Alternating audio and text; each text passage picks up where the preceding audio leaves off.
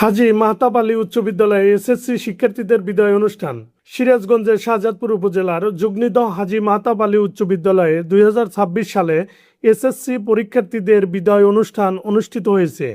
আনন্দঘন ও আবেগঘন পরিবেশে আয়োজিত এ অনুষ্ঠানে বিদ্যালয়ের শিক্ষক ও অভিভাবক, সাবেক শিক্ষার্থী এবং এলাকার গণ্যমান্য ব্যক্তিবর্গ উপস্থিত ছিলেন। অনুষ্ঠানে বিদ্যালয়ের প্রধান শিক্ষক নবী নেওয়াজের সভাপতিত্বে অত্র প্রতিষ্ঠানের সহকারী শিক্ষক আবুল হাশেমের সঞ্চালনায় বিদায় অনুষ্ঠানের কার্যক্রম শুরু হয়। পবিত্র কোরআন তেলাওয়াতের মাধ্যমে অনুষ্ঠানের সূচনা করা হয়। উক্ত অনুষ্ঠানে প্রধান অতিথি হিসেবে উপস্থিত থেকে বক্তব্য রাখেন উপজেলা নির্বাহী অফিসার মাশফিকা হোসেন।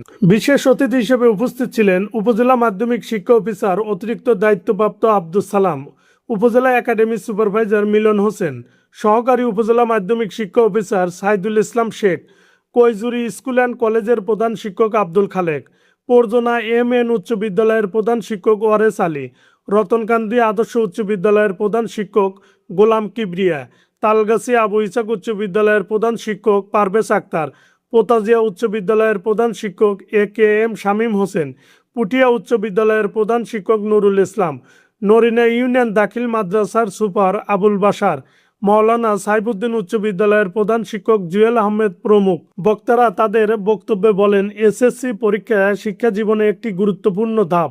এই পরীক্ষার মাধ্যমে শিক্ষার্থীরা ভবিষ্যতের পথে নতুন করে যাত্রা শুরু করবে। তারা পরীক্ষার্থীদের নিয়মিত পড়াশোনা, শৃঙ্খলা, নৈতিকতা ও আত্মবিশ্বাস বজায় রেখে পরীক্ষায় অংশগ্রহণ করার আহ্বান জানান। পাশাপাশি অভিভাবকদের প্রতি শিক্ষার্থীদের মানসিকতাভাবে সহযোগিতা করার অনুরোধ জানানো হয়। উল্লেখ্য, 2026 সালে এসএসসি পরীক্ষায় অত্র বিদ্যালয় থেকে 218 জন ছাত্রছাত্রী অংশগ্রহণ করবে। Amirul Islam, digital Shahzadpur news. আমাদের অনেক স্যার বলেছে, আমি প্রতিষ্ঠান প্রধান হিসেবে দু একটি কথা অবশ্যই বলবো। অতীতের পরীক্ষা আর 2026 সালের পরীক্ষা সম্পূর্ণই ভিন্ন আঙ্গিকে। অনেক সময় বলে আজকের যে শিক্ষামন্ত্রী এহসানুল হক মিলন যখন 2001 সালে শিক্ষা ব্যবস্থা ধ্বংসের মুখে ঠিক সেই মুহূর্তে আবির্ভাব ঘটে, শিক্ষা প্রতিমন্ত্রী হিসেবে এহসানুল হক মিলন স্যার, যিনি শিক্ষার পরিবেশ ফিরিয়ে নিয়ে এসেছিলেন। 5টি বছর সে যথেষ্ট দক্ষতার সহিত এই শিক্ষার পরিবেশ, পরীক্ষার পরিবেশ আমূল পরিবর্তন করেছিল। তারপরে শিক্ষা কারিকুলাম এবং বিভিন্ন অজুহাতে দীর্ঘ 17 বছর শিক্ষার যে পরিবেশ হয়েছিল, আমরাও পরীক্ষার হলে গিয়ে স্বস্তি বোধ করতে পারি নাই।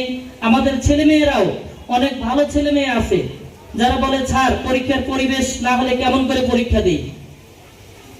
ঠিক 2026 সালে সেই 2001-এর মতো আবির্ভাব হয়েছে সেই সাবেক শিক্ষামন্ত্রী এহসানুল হক মিলন স্যার, যিনি আসার সঙ্গে সঙ্গে পদক্ষেপ নিয়েছে প্রত্যেকটা কেন্দ্রে, প্রত্যেকটা কক্ষে, পরীক্ষার কক্ষে সিসি ক্যামেরা স্থাপন করতে হবে। আমি একটা কথা বলতে চাই যে সবার যে ডিসিএসপি ইউনো হতে হবে এমন কোনো কথা না, সবার খুব ভালো একটা পজিশনে যেতে হবে সমাজে সেরকম কোনো কথা না।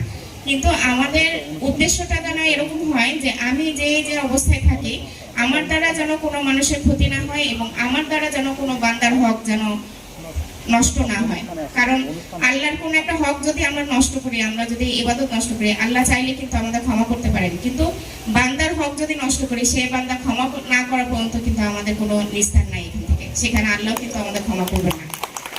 এই জন্য সবার শুরুতে আমি যে জিনিসটাতে জোর দিতে চাই, লেখাপড়া তো আমরা করবো, সেই সাথে প্রত্যেককেই আমাদের ভালো মানুষ হিসেবে গড়ে উঠতে হবে।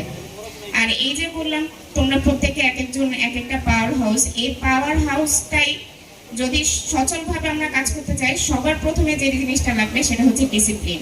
ডিসিপ্লিনের ব্যাপারে আমাদের প্রত্যেকটা স্যারই বলে আসছেন, এটা আসলে খুব বেশি জরুরি। এখন হয়তো তোমাদের আবেগের বয়স, তোমাদের হয়তো এই কথাগুলো একটু ভালো লাগবে না, খুবই স্বাভাবিক।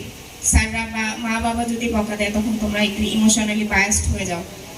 দেখা যায় এই তোমাদের মধ্যে থেকেই দুইটা দল বের হবে। এক দল মা বাবা বকা দেওয়ার পরে হয়তো ইমোশনালি বায়াসড হয়ে সুইসাইড করতে যাবে, আরেক দল কিন্তু সেই মা বাবা এবং শিক্ষকের, শ্রদ্ধেয় শিক্ষকের বকাটাকে পুঁজি হিসেবে নিয়ে, জেদ হিসেবে নিয়ে ভালো কোনো কাজ করে যাবে।